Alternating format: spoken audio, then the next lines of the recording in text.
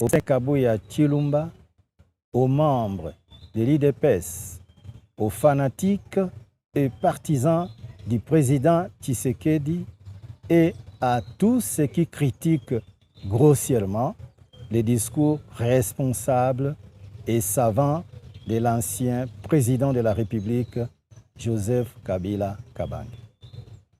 Cher Kabuya, et vous tous, fanatiques et partisans de Félix Tshisekedi,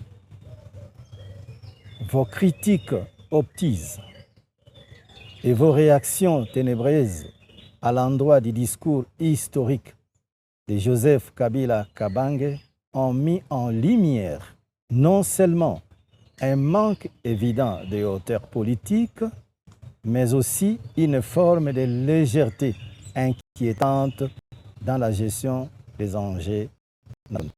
Vos critiques, dénuées de sagesse et de profondeur intellectuelle, trahissent un projet dangereux, celui d'une banalisation du mal, d'un tribalisme insidieux et d'une compétition morbide autour de la liquidation de l'État congolais, notamment de ses finances et de ses ressources naturelles par votre régime.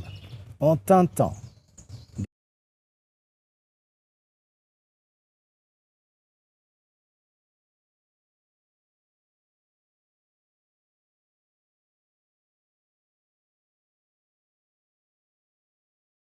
de relativiser les actes de détournement reprochés au régime Tshisekedi en les comparant à tort à ceux attribués à Joseph Kabila, vous instituez une norme inacceptable, celle du moins pire.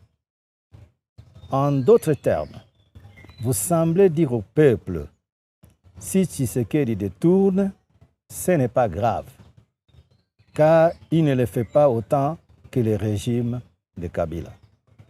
Une telle logique, en plus d'être moralement révoltante, est le reflet d'un échec profond de votre gouvernance. Et c'est cela que vous appelez changement? Où est la place du peuple clamé sous le slogan créé du peuple d'abord? Cette façon grotesque de normaliser le mal est devenue une doctrine au sein de l'IDPS. Pire encore, face à des drames humains comme les inondations et les embouteillages à Kinshasa, votre seule réponse est de montrer que d'autres pays aussi en souffrent. Et c'est cela la compassion que mérite notre peuple. Et c'est là la gouvernance responsable que vous avez promise. Et lorsque les Congolais vous tiennent rigueur de les compétences de votre régime, votre camp réagit par des arguments dignes des pires dérives. Et les autres, ils ont fait pire. Ce genre de raisonnement est aussi absurde que de justifier une faute personnelle par les erreurs d'autres figures politiques. Pouvez-vous honnêtement comparer les Far West de gouvernance Tshisekedi à celle de Kabila? Tout vous contredit.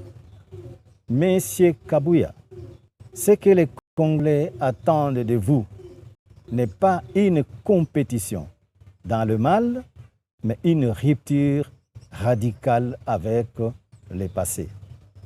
Ce que vous devez leur dire, ce n'est pas ce qu'a fait Kabila, mais bien ce que réalise Félix Tshisekedi pour les Congolais. Kabila ne doit pas constituer votre projet de société. Nous ne vous le permettrons plus.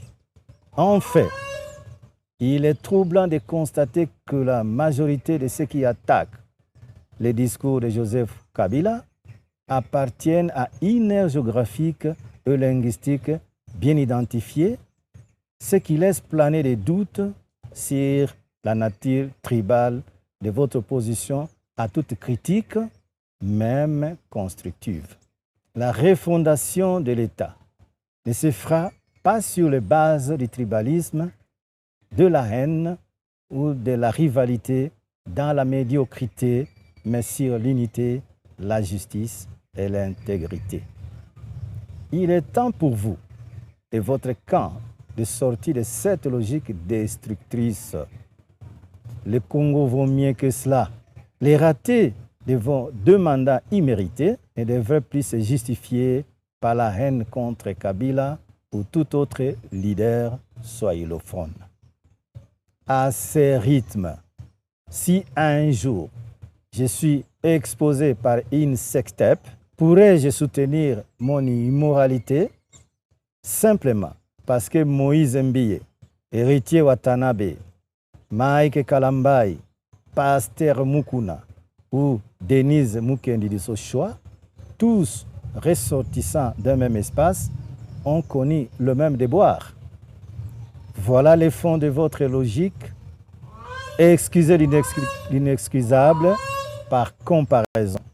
C'est grotesque et c'est indigne. De l'Organisation mondiale de la swahilophonie ou Swahili à Messieurs Augustin Kabuya Chilumba, aux membres